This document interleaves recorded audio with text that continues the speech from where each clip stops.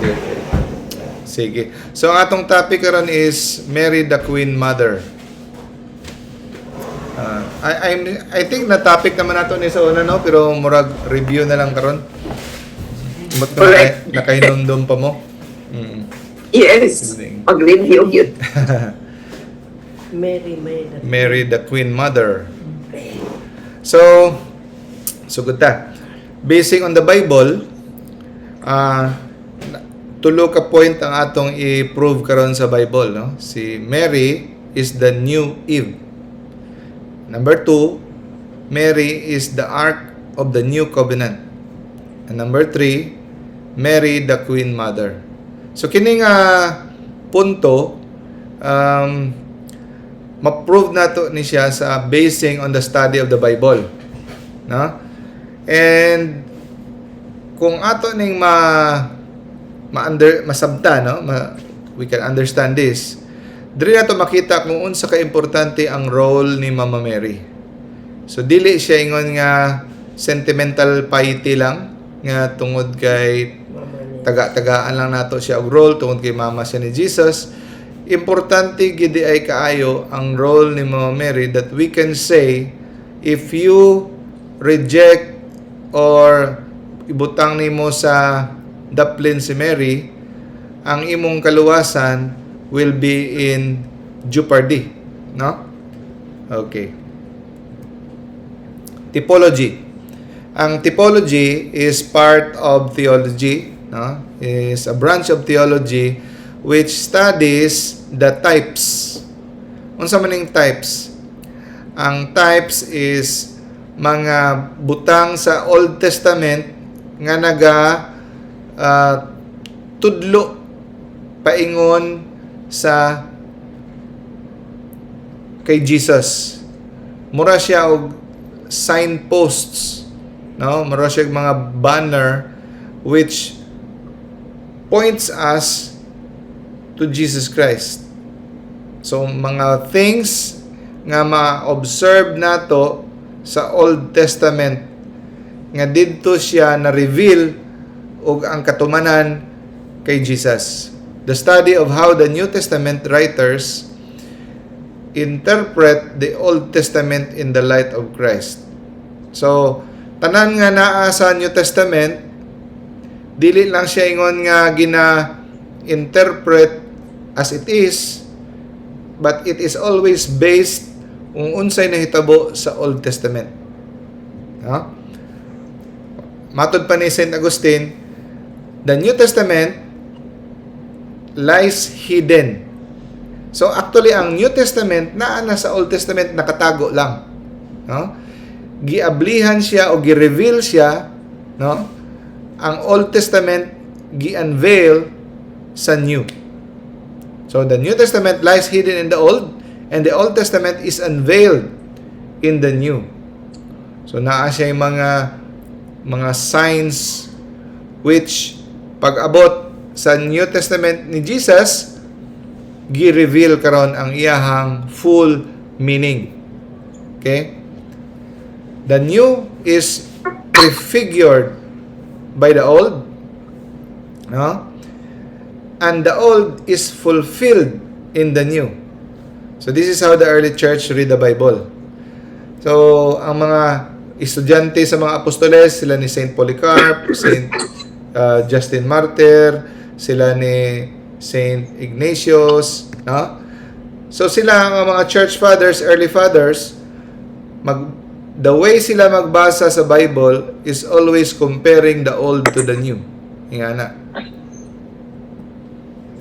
Example, kadumdum mo sa katong gipang paak og mga halas ang mga Israelites sa desert, katong nagbagulbol sila kay God, kay wala sila makaon, may pag-ibilin na lang mi dito sa Egypt, may pag-idiladala pa minimo diri sa desert para mamatay, nagbagulbol, nasuko ang Ginoo, niabli ang yuta, nanggawa sa mga bitin, pila ka libo, gipamaak sila, og nangamatay sila, og ang uban kamatyonon, og nangayo sila tabang kay Moses, tabangi kami kay mga matay mihurot, nangayog tabang si Moses kay God, kaluy sila, pasayloa sa ilang gibuhat, ingon ang Ginoo, sige, paghimo og bronze nga halas ibutang nimo sa ibabaw sa kahoy o kinsa man ang mutan-aw anay maluwas dili mamatay gikan sa poison sa halas. Bronze nga serpent.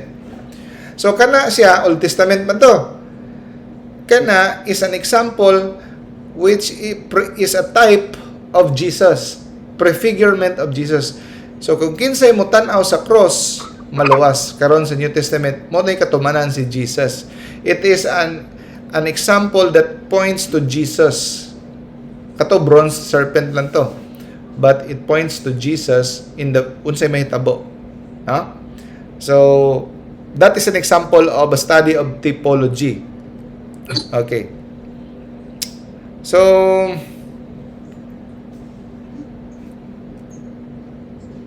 laktawan.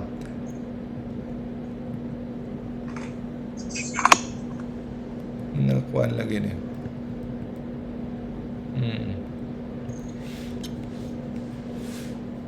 So bunang nga delikado kaayo mag-approach ka sa Bible nga imo siyang i-isolate ang usa ka verse kay mawala ka sa passing. Mo nang ginabuhat sa mga born again, protestante. They just read the Bible verse by verse, ilang i-separate, ilang i-isolate, and then abi nilag mao na ang meaning. Mawala ka sa tinuod nga meaning kung dili nimo i-relate sa Old Testament. Always relate the old to the new. That is why kabantay mo sa misa na ay first reading, na ay second reading, na ay gospel.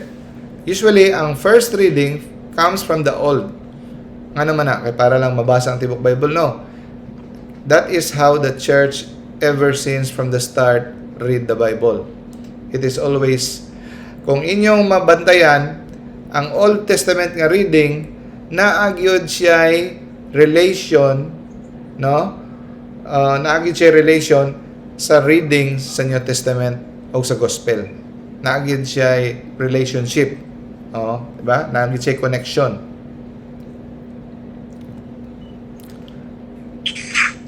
So what is the significance of the study of typology with regards to the importance of Mary to us Christians? Unsa may significance sa typology? So dire nato makita nga if Jesus, mabasa nato sa New Testament nga si Jesus is the new Adam. Siya ang new Adam. So di ba kinsa may partner ni Adam? Si Eve. So if Jesus is the new Adam, then Mary is the new Eve. And then if Jesus is the new Moses, kay si Moses is a type of Jesus. Di ba? Siya mo'y naga-intercede. O siya mo'y kanunay naghangyo sa Ginoo. Napasayloa sila Ginoo sa ilang gibuhat, sa kabalo sa ilang gibuhat, si Moses. So mura po to siya ang representative ni Jesus, si Moses. So if Jesus is the new Moses, then Mary is the ark of the new covenant. And if Jesus is the new Solomon, then Mary is the queen mother. Okay, ato na isa-isahon. Lisod pa na sabton ka at this point.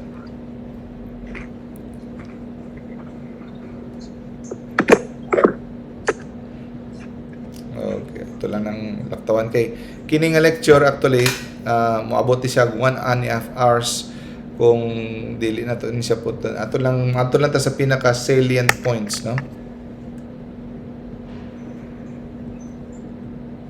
Okay. Kung mabantayan ninyo, basa mo sa Gospel of John, chapter 1, verse 1, in the beginning was the Word, and the Word was with God, and the Word was God. Yan na ang first sentence nga pagsulat ni St. John. Kung muadto ka sa Genesis, the first book of the Bible, of the Old Testament, in the beginning, God created the heavens and the earth. Murag similarity sa style ni John nga pagsulat, in the beginning. Coincidence? No. Gituyo na ni John because he wants to convey something. Nga ang iyahang sulat sa New Testament is related to Genesis. So ang Genesis mao ang first creation, Adam and Eve, mao to'y first creation. Pero naay new creation. No? Mabasa nato sa Bible, sa New Testament, and there is a new creation. So, Galatians chapter 6 verse 15 nagingon, neither circumcision nor uncircumcision means anything. What counts is the new creation. 2 Corinthians na ingon, therefore, if anyone is in Christ, the new creation has come. The old is gone, and the new is here. So, na ay ginatawag ng new creation. Ang old creation, mao ka to ang sa Genesis, paghimo kay Adan o kay Eva, o sa mga mananap.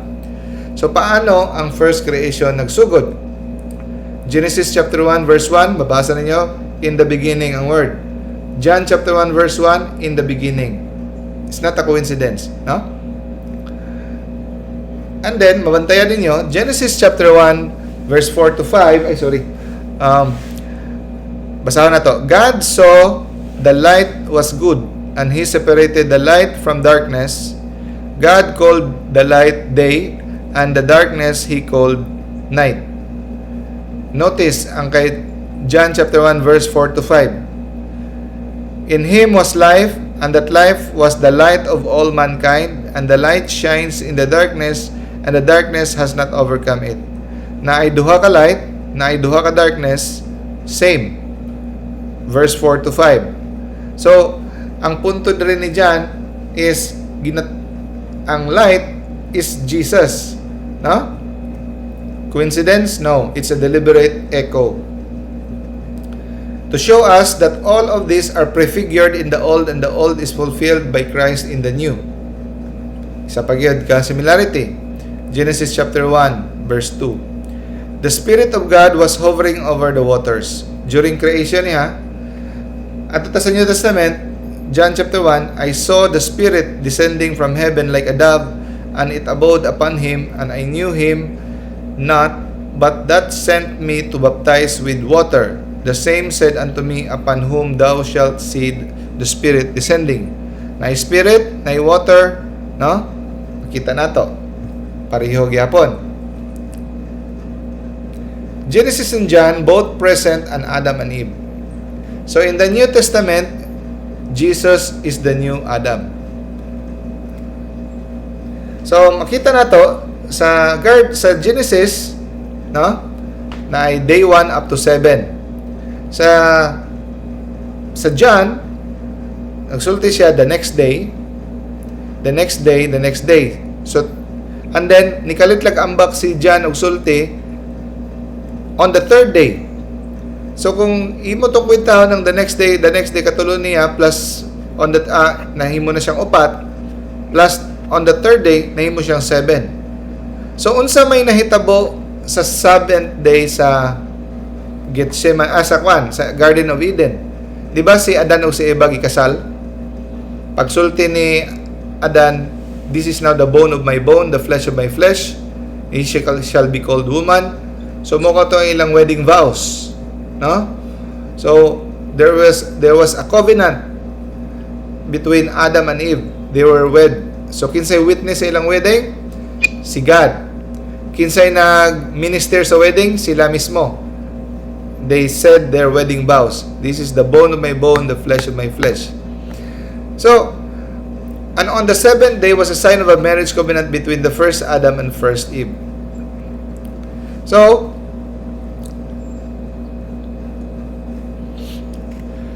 the man said, this is now the bone of my bone. Oh, okay. And then, kung mapansin ninyo, sa wedding of Cana, no? Wait lang ha.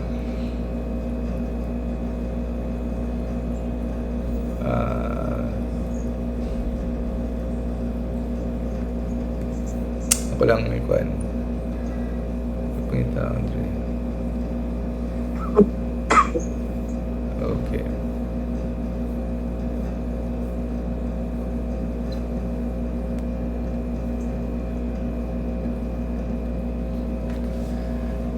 Kung pansin niyo sa wedding of Cana, nagsulti si Jesus kay Mary, na the mother of Jesus said to him, "They have no wine." And Jesus said to her, "Woman, what does this have to do with me?" Ang gigamit nga word ni Jesus dili kay mother. Katingalahan nga iyang mama tawgon niya woman. Dapat mother. Pero nganong gigamit man ni Jesus nga word sa wedding of Cana, woman. O ang gigamit ni Adan kay Eva, he called her woman. So, another similarity, no? Notice that the wedding of Cana, no other name was mentioned except Jesus and Mary. Oh, 'di ba? Tiyala ka kasal pero wala gi-mention ang ngalan sa gikasal. Ang i-mention ng name lang kay Jesus o kay Mary. So, ang ubang tao, abi nila, it was a sign of disrespect. Kay nganong gitawag man og babae, unsa may imo og ako, ang akong panahon wala pa niabot, no? What does this have to do with me? To do with me? My time has not come. Pero, according sa Hebrew culture, kung mo-address ka og woman, it is a sign of respect and mutuality. Dili na siya actually tinuod ang gisulti sa mga Protestante nga murag nasuko si Jesus kay Mama Mary. It is not as a sign of disrespect. No? And then, gitawag ni Jesus si Mary nga woman because woman signifies a title. Gusto ipahiwatig ni Jesus nga woman ang tawag niya kay Mary para mahinumduman sa mga Israelites nga si Mary is the same as Eve. She is the new Eve.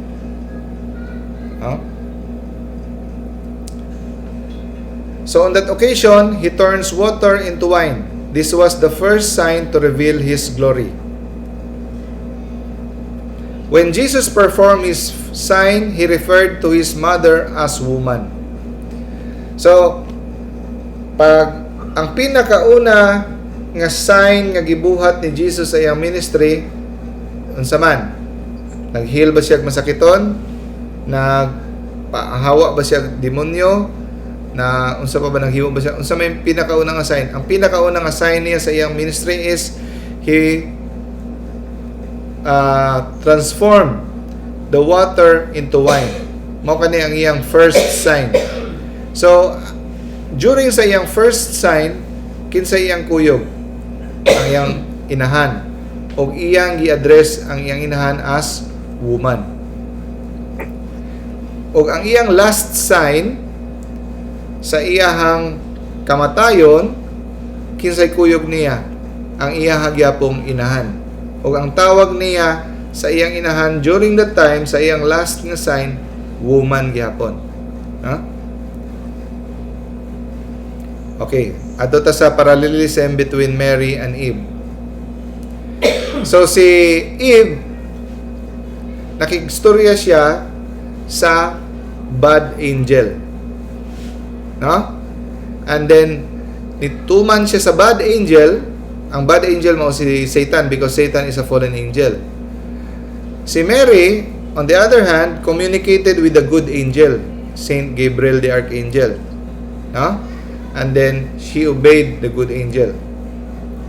Number 2, si Eve ang nagtulod kay Adan sa paghimo sa iyahang first evil act. No? Si Adan, si Eva ang nagtulod kay Adan to do his first evil act. Si Mary, which is the new Eve, nagtulod kay Jesus to do his first glorious act. So makita nimo pareho sila pero opposite ang ilang gipang buhat. Number 3, parallelism. By believing the fallen angel, Eve brought sin to the world. Si Mary na pod, the new Eve, by believing the good angel, Saint Gabriel, Mary brought life to the world. O diha sa ilawom sa cross niingon si Jesus, no? He said to his mother, "Woman, behold your son." Then he said to the disciple, "Behold your mother." So nganong dili man mother ang iyang pagtawag, pagsulti niya sa iyang disciple, "Look at your mother." kung wala siya planong respetuhon ang iyang inahan, dapat masulti siya, woman, behold your son. And son, behold your woman. Ano unta? Pero giusab niya, gihimo niyang behold your mother. Pero pag-address niya sa iyang mama, woman, because naa siya'y gustong nga ipahiwatig. It is a title, no? Unsa ni siya nga title atong mahibaw-an niya. So, kini nga punto pa lang sa ilawom sa cross nga iyang gi-endorse ang iyang inahan sa iyang disciple, beloved disciple, is the greatest proof that Jesus has no brothers and sisters. Whereas ang ginapugos sa mga protestante, no? Sa ubang tanang sikta, protestante, mga born again, sa Panabaptist, ilang insulti nga si Jesus na igsuon. O si Mama Mary, dili perpetual virgin, which is actually a blasphemy, no? Because kay naa ko no siya ibana. Pero sa tinuod lang, ang pag-endorse ni Jesus kay Mary sa iyang disciple is really a great proof nga wala siya igsuon. Ngano? Because sa culture sa Hebreo, sa culture sa Israel, dako kaayo nga kalapastangan kung imong i-endorse ang imong inahan sa ubang tao kung naa pa man kay mga igsuon. It is a sign of disrespect and an insult nga imong i-endorse ang imong mama sa ubang mga tao nga naa may igsuon. So this proves kung wala gyud igsuon si Jesus. She is the only son, and Mama Mary is perpetual virgin. Okay. It would have been illegal and he would break the law to entrust Mary to other people than his siblings. So from that hour, the beloved disciple took her in his home. Jesus was not playing favorites. John, the beloved, the author of this book, John, is a symbol of us, of all of us, na we are called to suffer with Jesus, and we are called to the foot of the cross, and we are all called to stand beside Mary and to take her into our own home. Kita represents, si John represents all of us. Now we are asked by Jesus to bring Mary into each of our own homes, into the home of our hearts. Kita tanan gi-invite nga si Mary dito sa cross, gi-endorsar ni Jesus si Mary sa atua. So kinsa may nagdala sa atong kay Mary sa atong mga balay, kita lang mga Katoliko. The rest, they are disobedient. They neglected Mary, her role. They did not bring into their home. They refused to respect her, no? So we need, nganong gi-endorse man ni Jesus? Because He knows that we need a mother, no? We need her. Okay. Ato lang din panglaktawan ng uban, no? But when the fullness of time had come, God sent forth His Son, born of a woman, born under the law. Okay. Pag human og kasala ni Adan ug ni Eva, nasuko ang Ginoo. Ipangita sila, tapos nagsuot sila sa dina, nagsuot sila mga dahon, kinaulaw sila. O gipangutan sila nga nang gibuhat nimo ni, nagtinudlanay na sila tungod katong ang babae nga imong gihatag kanako, gitagaan ko niya prutas, akong ikaon. Ikaw babae nga nimo man gibuhat, ang halas nga imong gibuhat, iya kong gitintal. Tungod niini, ang sulti sa Ginoo, I will put an enmity. Unsa man ning enmity? Panagdumot between the serpent and the woman, between thy seed and her seed, and it shall bruise your head, and you shall bruise his nail. Pagingnan niya ang serpent. Butangan ko panagdumot, taliwala sa babaye o sa bitin. So ang mga protestante na pod, ang ila na pong sulti, kini kanong babae nga gisulti dire, si Eva kuno ni. No, dili ni si Eva. Ano man? unsaon pagdumot sa parehas nga mga dautan. Si Eva nasakop na siya sa gahom sa demonyo tungod kay naghimo na siya sala. So unsaon man pagpadagdumot sa mga parehas nga mga dautan? Dili pwede. So ang managdumot ang balaan og dautan. So kini nga babae diri nagtumong kay Maria. Mo na gitawag nga proto-evangelium. Sa Old Testament pa lang, bago pa lang nagrebelde si Adadong sa Eva, gi-anunsyo na ang role ni Mary. So ang woman diri sa Genesis is pointing to Mary, no? Muna nga ang yawa og si Mama Mary managdumot gyud. Mao na ang mga kaliwat sa babaye katong mga naay devotion kay Mama Mary, no? Magdumot mahadlok gyud ang demonyo. Mao na nga dako kaayo ang role ni Mama Mary sa spiritual warfare. So at pag-aalitin ko ikaw at ang babae at ang iyong binhi at ang kanyang binhi, ito ay dudurog ng iyong ulo at ikaw ay dudurog sa kanyang sakong. Okay.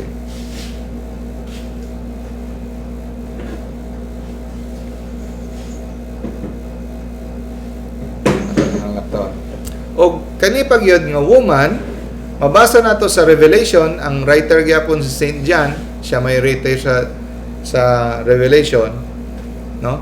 A great sign appeared in heaven, a woman clothed with the sun, with the moon under her feet, and crown of 12 stars on her head. So, kini nga woman, mao na nga tawag niya kanunay si Mary in public woman because moingon nga asa man sa Bible nga si Mary Queen of Heaven and Earth diri sa Revelation. She is crowned with 12 stars. Huh?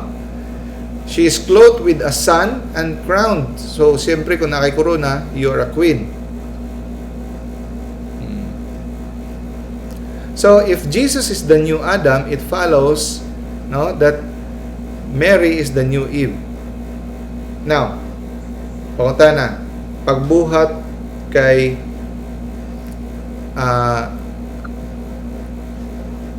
Eva, di ba walay sala? Si Adan o si Eva, pagbuhat nila wala sila sala.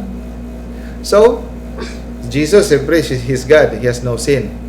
So, Mary is nag-approve nga si Mary is the Immaculate Conception. Wala siya sala.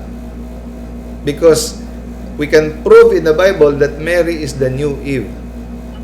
So, pareho silang walay sala. Si Eva walay sala, napukan lang siya sa sala. Let's go now to the Ark of the New Covenant. So, mao ni ang dagway sa Ark of the Covenant. No? Diyan lang, nalang ko i-check. Eucharist. Okay. Mao ni siya ang Ark of the Covenant. So, si God ang nag-instruct kay Moses nga mag-build ana. Kahoy na siyang akasya, gikutingan og gold. Tapos gibutangan og cherubim nga duha ka anghel nga atubangay ang ilang pako mag-abot. So ang sulod ana is tulo ka bagay. So kining called arko is so holy. Ilan ning ginapasan sa kung asa man nga mga gira. Kung ilan ning ubanon sa ilang mga gira, mudaog sila. Kung dili nila dalon, mapildi sila. No? This is so holy. O nga makatandog ani high priest lang. Kung dili ka pare, mutandog ka, mamatay ka. Automatic. Huh? This is the symbol of the presence of God among them.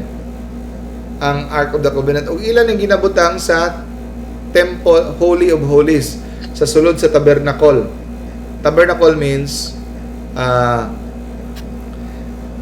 tent. No? So ilan ang ibutang sa tent, pag human, na ay kung gabi na ay pillar of fire and a pillar of cloud by day. It symbolizes the presence of God.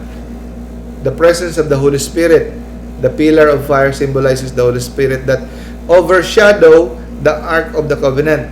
Ang cloud naga-overshadow, no, nagapaibabaw sa Ark of the Covenant. Okay. So, it symbolizes very holy gyud kaayo sa mga Israelites ang Ark of the Covenant. Unsa man ang sulod sa Ark of the Covenant? Tulo ka bagay ang sulod sa Ark of the Covenant. Ang stone tablets sa Ten Commandments, that is the Word of God, nga itong gibuak ni Moses, gibuak niya. So, gitipon to, ang binuak, gibutang sa Ark of the Covenant. Okay. Now,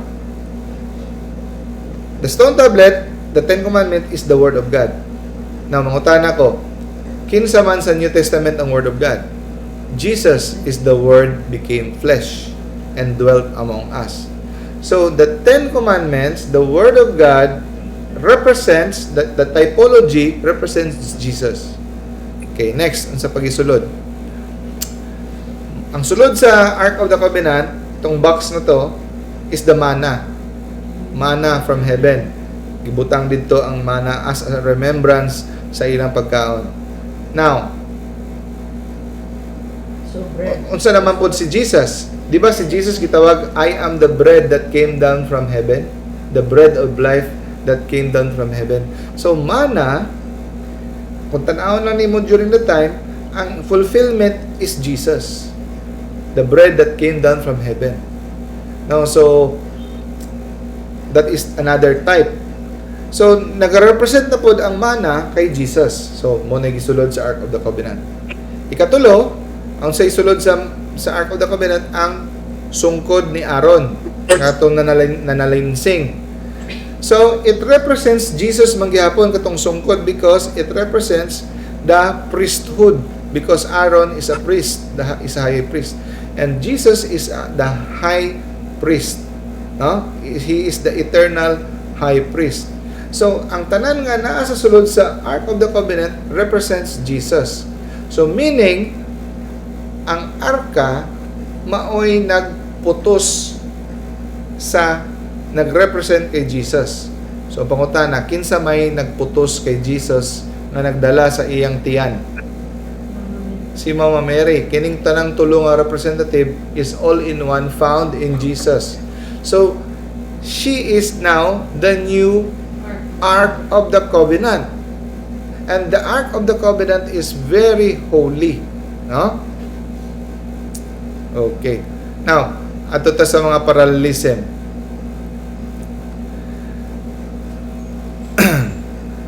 Sa King pagpanagtagbo ni Mama Mary, the second mystery of the joyful mystery, the visitation, importante kayo because pagtagbo ni Saint Elizabeth kay Mary, unsa may sulti niya? At before ana ningon siya, who am I? Kinsa man ko nga ang inahan sa akong Ginoo mo bisita kanako, no? Who am I? Unsa may gisulti ni David, ni Haring David pagkakita niya sa Ark of the Covenant ni bisit ni abot sa iyaha. Maupoy sulti niya. Kinsa man ko nga ang the Ark of the Lord will come to me. So kita mo, og kining tanan nahitabo sa Judean Hill Country. Ang Ark of the Covenant during the time pagkakaplag nila ni King David is in the Judean Hill Country. Si Mary niadto kay Saint Elizabeth sa Judean Hill Country. No? And usap pud ato mabantayan dire, pag-ingon niya, who am I? Diba? Moingon tag, Holy Mary, Mother of God. Wala dili man na inahan sa Dios, inahan ra man na ni Jesus. Sayop man na inyo ha. Dili man na siya inahan sa Dios. Kamo mga Katoliko, naghimuhimo lang po mong inyong mga pagtulunan. No. It is in the Bible. It is from the mouth of Saint Elizabeth. Who am I that the mother of my Lord? Meaning pa akong Ginoo, inahan sa akong Ginoo. Gi-correct ba siya ni Mary? Ayaw anak, sabaan ta anak, sayop. No, wala. Because it is the truth. No? So, that is why Mary is declared the Mother of God. Of course, kabalot nga dili siya inahan sa Espiritu Santo o sa God the Father, Mother sa ni Jesus. But we are declaring that Jesus is not just man, but God. Okay. O unsay nahitabo? Pagkakita ni King David sa Ark of the Covenant, nag-ambak-ambak siya sa kalipay. Mura siyang nabuang gani, iyang gihubo yung sanina, nag-praise and worship siya kay Lord. Nagmaya siya pagkakita niya sa Ark of the Covenant. Niya, unsa may gibuhat ni Saint John the Baptist sa sulod sa tiyan ni Saint Elizabeth pagkakita niya kay Mary, ni ambak ang bata sa sulod sa tiyan. So, kani grabe na gyud nga mga di lang kay coincidence nga proof kay Mary is the new Ark of the Covenant. O usa pa,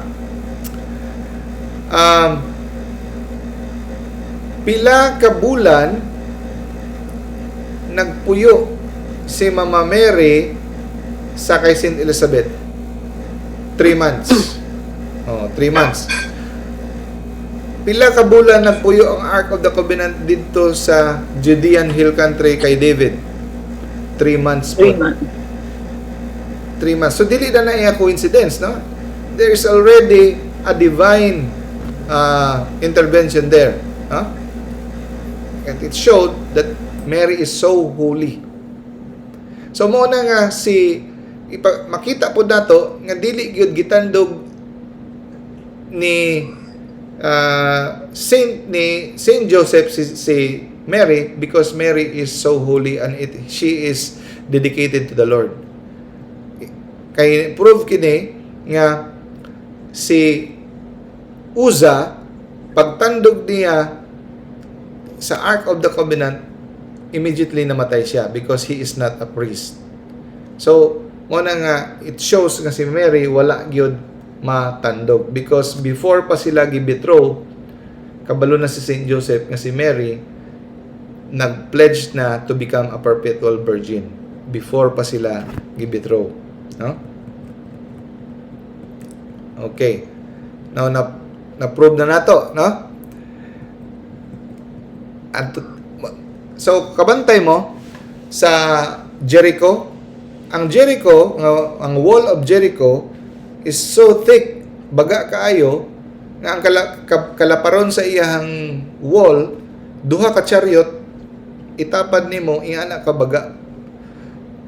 Di lisod gyud kaayo na siya tumbahod.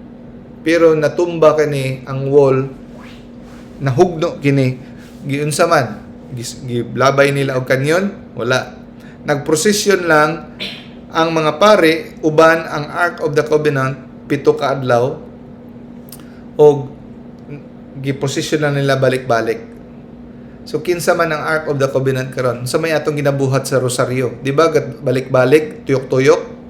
Ang rosaryo, di ba, gatuyok ra man na.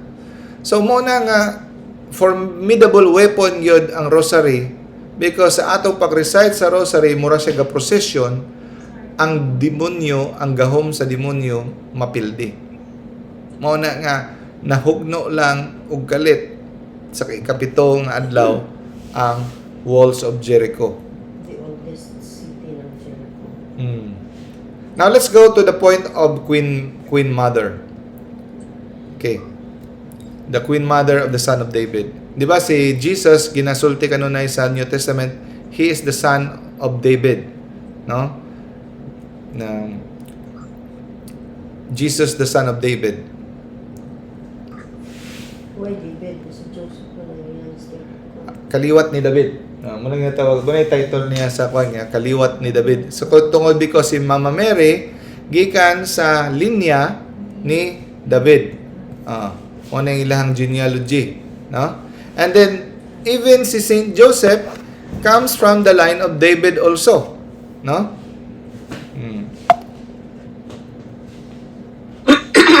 Ato lang ang laktawan ng iba. So, dili na ito makita sa kasaysayan nga dili lang si God nag-communicate sa lalaki, always po siya nag-communicate og nagahatag og role sa mga babae, no?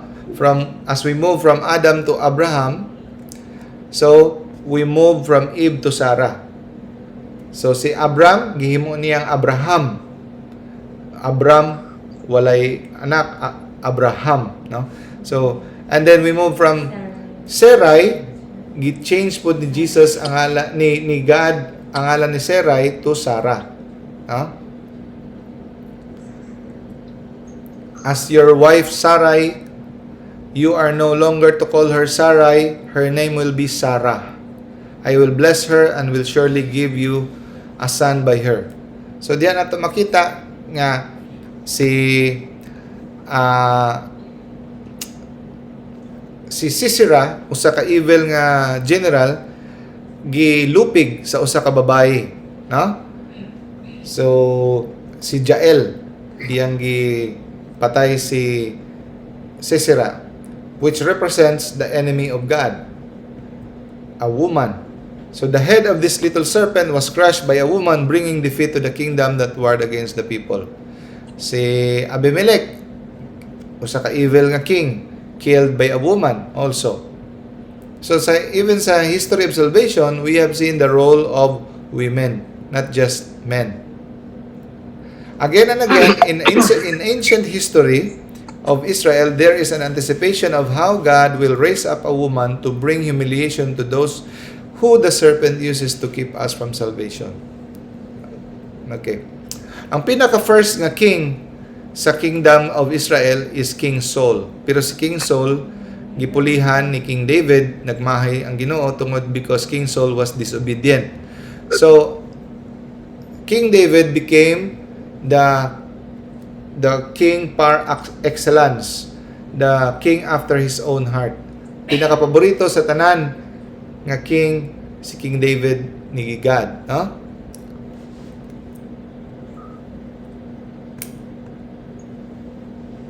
So, kung mabantayan ninyo, si Jesus, pagsulod niya sa Jerusalem, nagsakay siya sa donkey. Di ba? Pero, kung mabasa ninyo sa Old Testament, sa 1 Kings, gisuon mo itong ibuhat ni Jesus because gusto niya ipakita that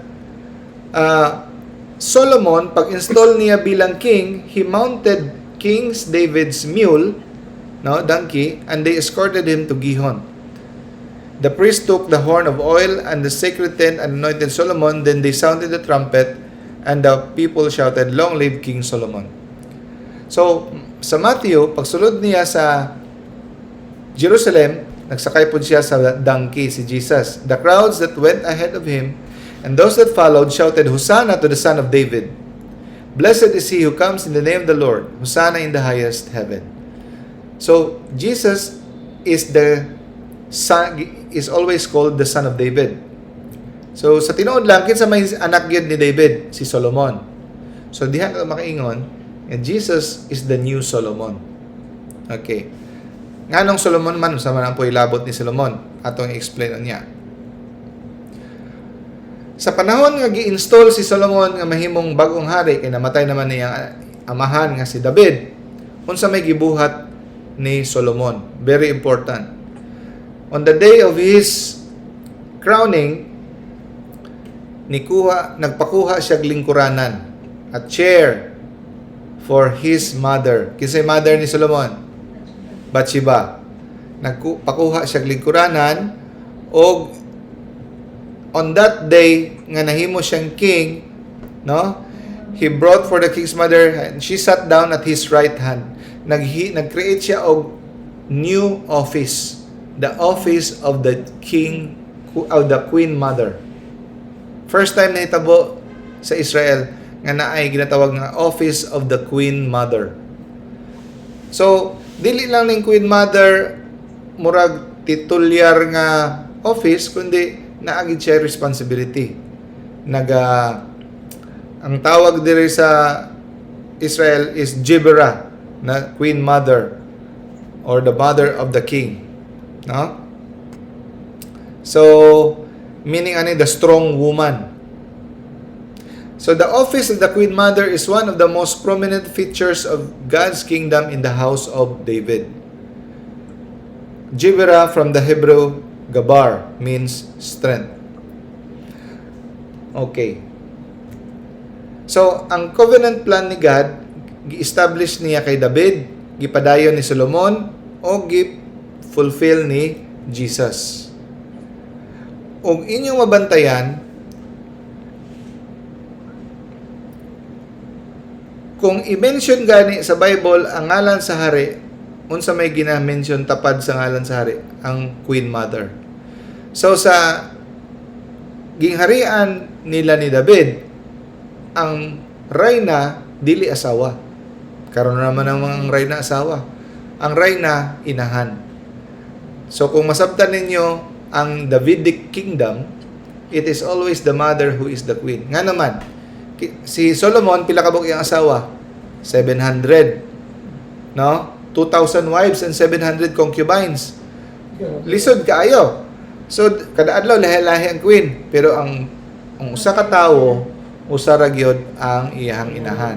So, mao na nga ang inahan, ang reyna, inahan. Dili pwedeng asawa kay sa una uso ka mang daghang asawa.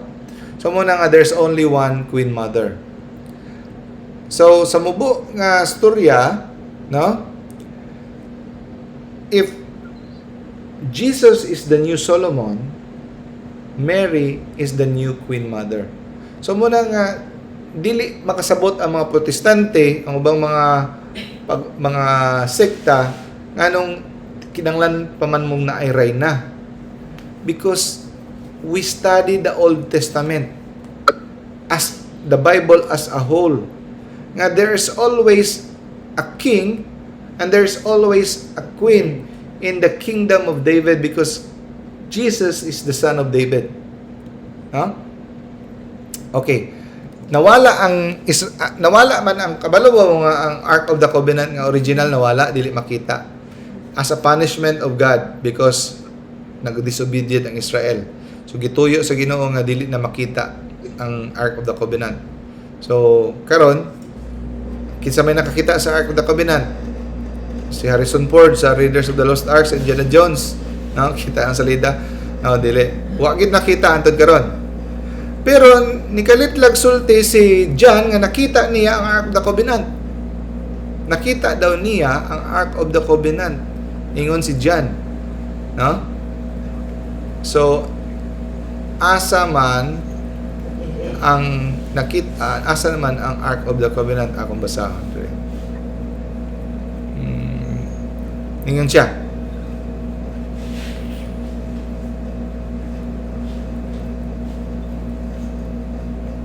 Asa na to siya.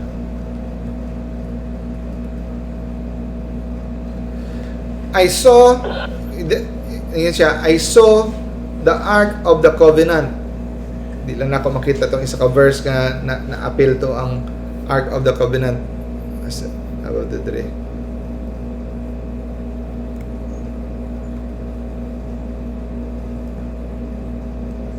Wala na. Basta kanina lang ang verse. Nakita ni John ang Ark of the Covenant. Pero ang sumpay niya, katingalahan, nikalit lang siya og shift sa topic, and then I saw a great sign appeared in heaven, a woman clothed with the sun. So kung ikaw ang Israelita, balaan kaayo para ninyo ang Ark of the Covenant. Nya mokalit si John og sulti nga I saw the Ark of the Covenant. So ang imong pangutana automatic, unsa na may dagway sa Ark of the Covenant? Asa naman? Kalit lang gisumpay niya, I saw a woman clothed with the sun, with the moon under her feet, and a crown of 12 stars on her head. So it means nakita niya sa langit ang Ark of the Covenant, which is Mary. Si Mary. Wala niya gitubag ang pangutana kung unsa na ang Ark of the Covenant. Gi-describe niya ang Ark of the Covenant as a woman clothed with the sun, with the moon under her feet.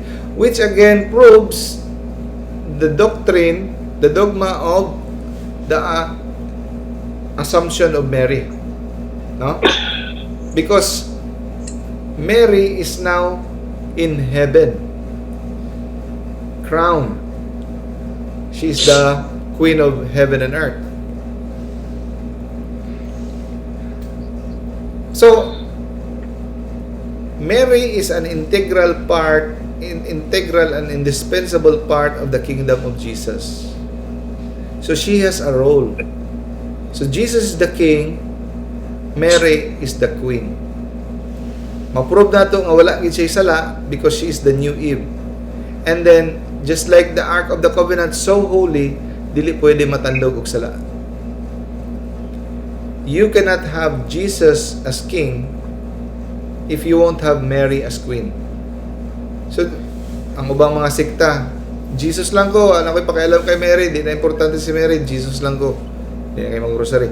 Jesus lang ko. No, di mo pwede maangkod si Jesus as your king kung di ka mo dawat nga si Mama Mary as your queen, because in the heavenly Jerusalem, the Davidic kingdom, gipadayon gihapon ni Jesus ang Davidic kingdom. And in the Davidic kingdom, there's a king, and there's a queen. Huh? So this is the gospel of the new covenant. This is what we find when we read the whole Bible, typology. Napag yun.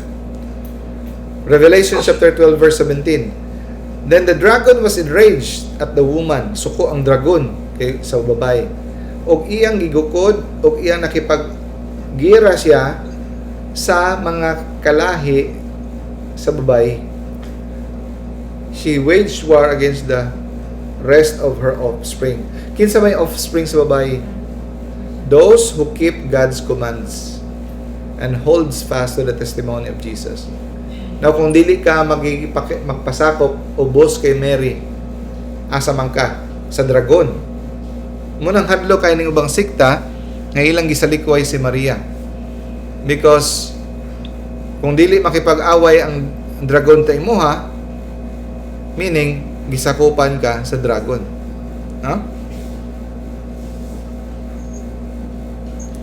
So, mo na nga ingon sila, kung sige mo og venerate og hatag og pagtamod kay Mary, murag inyong giilogan og glory si God. No. Jesus is the sun. He is the source of light. Jesus is just the moon, which reflects. Ang moon wala siya kaugalingong light. Iya lang gina-magnify o iyang gina-reflect ang light ni Jesus sa atua. Diba sa gabi kung walay moon, ngit-ngit kayo?